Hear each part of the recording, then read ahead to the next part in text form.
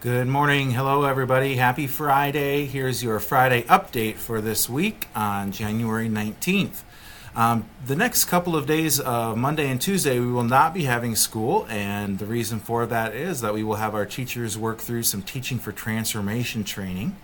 That has been a fantastic thing for our school and has really helped us to be intentional about how we help students see God's story and live God's story and how that's connected to their curriculum, what they're learning in the classroom.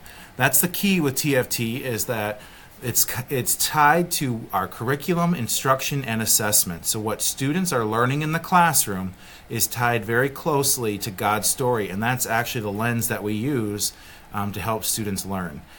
I wanted to show you, maybe you haven't seen it yet, but a copy of, here's our website. If you go down here and click to Teaching for Transformation, there is a bunch of material here that I think you would be interested in seeing. Probably more than you might have time to read, but it's a good overview of Teaching for Transformation. What it's all about, what it looks like at our school, what are some of the core practices, and why we do it as a school.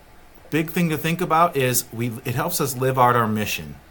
We learn about what it means to be a disciple, so we've got that academic knowledge, why we have discipleship habits, the heart, and how we practice being a disciple with our hands. So I encourage you to check out this Teaching for Transformation website.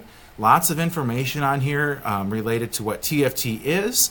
We look forward to a couple of great days with our teachers coming up on Monday and Tuesday. In case it snows, and we might have to make some adjustments there, but we'll make that happen if we need to.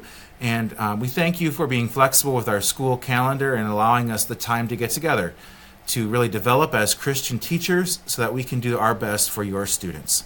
Have a great weekend.